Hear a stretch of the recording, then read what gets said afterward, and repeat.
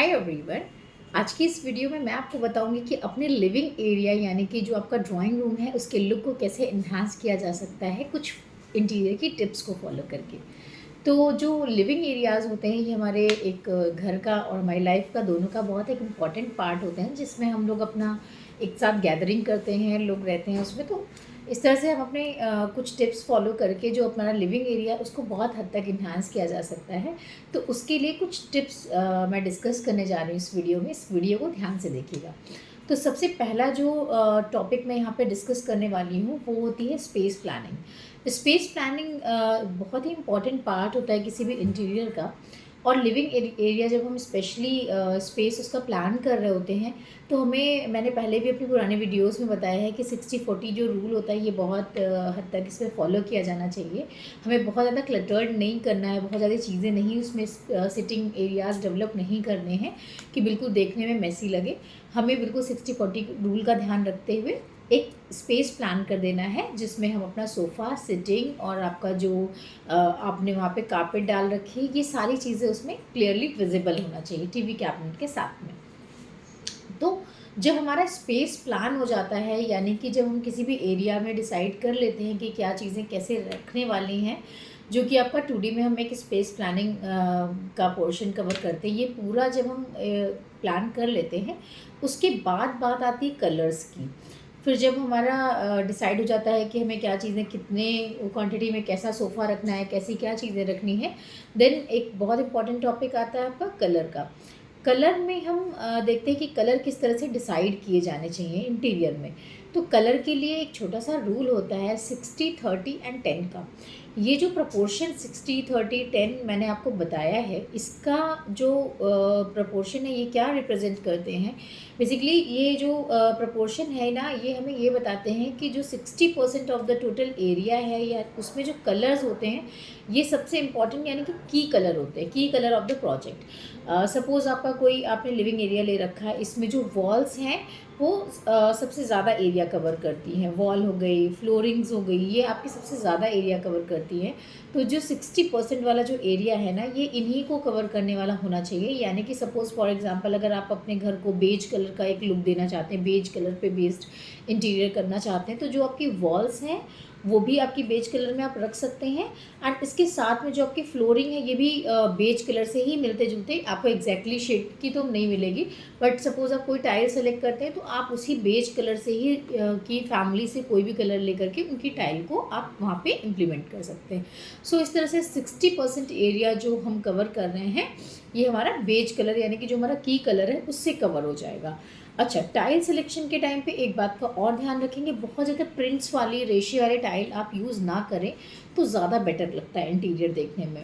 आपकी जो कम रेशे वाली जो टाइल होती है जो थोड़े ऑनेक्स टच में आती हैं आप उनको यूज़ कर सकते हैं। उससे घर का जो लुक होता है थोड़ा इन्हांस हो जाता है, थोड़ा क्लासी इंटीरियर का लुक आने लगता है। तो मैं बहुत ज़्यादा आपको रेशे वाली टाइल्स सजेस्ट नहीं करूँगी, आप बिल्कुल कम प्रिंट वाली टाइल ऑनेक्स में आप जा सकते हैं, तो ये ज़्यादा बेटर लगेगा आपका घर इंटीरियर देखने में। तो इस तरह से 60% जो पोर्शन है वो हमने कवर किया हुआ है आपकी टाइल से एंड जो वॉल है उस पर जो यूज़ होने वाले कलर से। अब आती बात 30% कलर की। 30% जो कलर रूल में हमने आपको बताया है इसमें आपके कलर आते हैं सोफ़े के, या जो आप कारपेट यूज़ कर रहे हैं उनका हो गया, या जो आपके टीवी कैबिनेट हैं और भी चीज़ें आप जो भी कुछ बना रहे हैं अपने इंटीरियर में उनका जो कलर है वो मेनली आप इसको 30% वाले एरिया में आप इसको रख सकते हैं। 30% में जैसे आपको मेनली आपका मैंने बताया सोफ़ा, कारपेट, ये सारी चीज़ें आपकी इंक्लूडेड रहेंगी, आप इनमें रख सकते हैं। तो अब बची बात 10% वाले कलर की। तो जो 10% वाले कलर होते हैं ना ये आपके हाइलाइटर्स होते हैं। हाइलाइटर्स में जैसे आपका टीवी कैबिनेट है उनमें कोई पोर्शन आप जैसे गोल्डन स्ट्रिप पड़ती है, चारकोल स्ट्रिप पड़ती है, ब्लैक स्ट्रिप में डालते हैं आजकल, तो वो जो हाइलाइटर्स है ना वो आप वहाँ पे कर सकते हैं। या सोफ़ा है, सोफ़ा पे जो कुशन्स रखे हैं वो आप मल्टीपल कलर्स में या कोई आपके वाइब्रेंट कलर का वहाँ पे यूज़ कर सकते हैं, वो एज अ हाइलाइटर वहाँ पे यूज़ किया जाता है। तो जो 10% वाला जो ये रूल है ये आप इन चीज़ों के लिए, छोटी छोटी चीज़ों के लिए, डेकोरेटिव आइटम्स के लिए वो सारे जो 10% वाले रूल है ये आप फॉलो कर सकते हैं। तो ये था कॉन्सेप्ट कलर का। अब बात आती है कर्टन की। जब भी आप कर्टन सेलेक्ट करते हैं अपने लिविंग एरिया के लिए, तो कर्टन सेलेक्ट करते समय वैसे तो ये पर्टिकुलर इंटीरियर का पार्ट होता है कि आप वहाँ पे इंडिविजुअली किस तरह का इंटीरियर या किस तरह का लुक चाहते हैं, उसी अकॉर्डिंग हम कर्टन डिसाइड करते हैं। बट अगर कुछ सजेशंस हैं कर्टन के लिए, वो आप अपने इंटीरियर में फॉलो कर सकते हैं। जैसे आपका ये जो पाइप वाला कर्टन होता है, ये बहुत ही ओल्ड फैशन हो गया, इनको यूज़ नहीं करना है।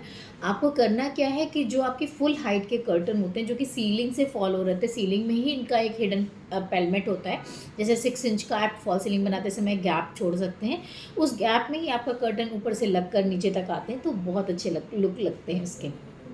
इसके साथ में ही अगर आप विंडो बना रहे हैं, छोटी विंडो बना रखी है आपने, तो उस विंडो पे इस तरह का कर्टन आप यूज़ ना करें। पाइप के साथ रॉड वाला जो कर्टन आता है, वो देखने में बिल्कुल भी अच्छा नहीं लगता है। तो आप इसको एक तो फुल हाइट का रख सकते हैं, अगर आपको शॉर्ट हाइट में चाहिए भी तो you can go with blinds. Blinds इसके लिए परफेक्ट चॉइस है, आप वहाँ पे वो यूज़ कर सकते हैं। अदरवाइज़ अगर आप कर्टन की बात करें, तो कर्टन आपका पूरा फुल हाइट पे ही होते हैं, तो ही वो देखने में अच्छा लुक देते हैं। एंड कहीं ना कहीं ये आपकी घर की हाइट को भी इन्हांस कर रहे होते हैं। ये आपकी जो फ्लोर टू फ्लोर हाइट है, इनको भी एक लंबा हाइट में अच्छा लुक दे रहे होते हैं। तो इसलिए हमेशा जो कर्टन्स हैं, वो आपकी फुल सीलिंग से आप स्टार्ट करिए, तो आपको अच्छा लुक आएगा एंड सूदिंग होने चाहिए। ये जो कर्टन भी है ना, ये आपके 30% वाले कलर रूल में आप उनको रख सकते हैं। 30% वाला जो मैंने आपको बताया था, वहाँ पे आप कर्टन्स को डाल सकते हैं।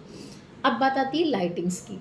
तो लाइटिंग में आपकी देखिए, कुछ तो सरफेस लाइटिंग होती है, पैनल लाइट्स होती है, जो कि हमारे सरफेस में जाकर के लग जाती हैं। उनको यूज़ कर सकते हैं आप पूरी रोशनी में देने के लिए, पूरे हॉल को, एरिया को कवर करने के लिए। इसके साथ ही आजकल एक लाइट आती है, सीओबी लाइट। सीओबी लाइट आपकी क्या करती है कि पर्टिकुलर किसी ऑब्जेक्ट को आप हाईलाइट करने के लिए भी यूज़ कर सकते हैं, या अपने लिविंग एरियाज़ में ही देखने में भी काफ़ी खूबसूरत लगती है। ये जो अपनी रोशनी देती हैं, लाइट जो देती हैं, ये 45 डिग्री के एंगल पे देना शुरू करती हैं। तो इनका जो लुक आता है ना, ये बहुत अच्छा एक उसमें रेस टाइप का दिखता है।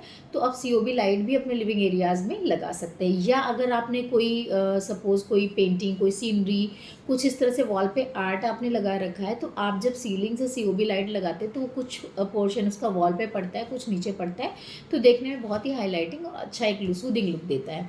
तो जो सीओबी लाइट्स हैं, इनको आप यूज़ कर सकते हैं अपने सीलिंग के किनारे वाले पोर्शन पे, जिससे आपकी वॉल पे अगर कुछ आपने लगा रखा है पेंटिंग वगैरह, तो उन पे एक हाईलाइटिंग वाला लुक क्रिएट हो जाए। एंड बाकी के एरियाज़ में आप पैनल वाली लाइट अपनी लगा सकते हैं। अच्छा, लाइट के सिलेक्शन में आपको ये भी ध्यान रखना है कि जो आपकी लिविंग एरियाज़ में है ना, वहाँ पे आपका एक वार्म कोजी लुक के लिए आप वार्म लाइट का भी सिलेक्शन इसमें आप कर सकते हैं। एंड बाकी जगह पे अगर अच्छी रोशनी चाहिए, जैसे कोई पार्टी है, फंक्शन है, तो उसमें एक ज़्यादा अच्छी रोशनी भी अच्छी लगती है, तो उसके साथ में आप नेचुरल वाइट कलर में आप जा सकते हैं। कूल वाइट का जो लुक होता है, वो उतना अच्छा नहीं आता है, या मेनली ये कॉलेज, स्कूल, कोचिंग इस तरह की जगहों के लिए होता है, तो आप उसको अवॉइड भी कर सकते हैं, या फिर आपकी चॉइस पे डिपेंड करता है। बस कलरफुल लाइट से बचना है आपको। ब्लू, पिंक, ये सब लाइट्स आपको यूज़ में नहीं ले आनी है, ये सब अच्छे नहीं लगेंगे इंटीरियर में। तो ये हमारे कुछ इंटीरियर के टिप्स हो गए, ट्रिक्स हो गए, जिनको आप यूज़ कर सकते हैं अपने लिविंग एरियाज़ में to enhance the look of your living areas. And इसको जो फॉलो करके आप एक अच्छा इंटीरियर का, अगर आपका स्पेस कम भी है, तो भी आप वहाँ पे एक ठीक ठाक स्पेस क्रिएट कर सकते हैं। एंड आपको बहुत लाउड कलर के साथ नहीं जाना है इंटीरियर में, ऐसा मैं सजेस्ट करूँगी। सूदिंग कलर्स रखने हैं, पेस्टल शेड में जाना है, न्यूट्रल शेड में जाना है, but don't go with any loud colours.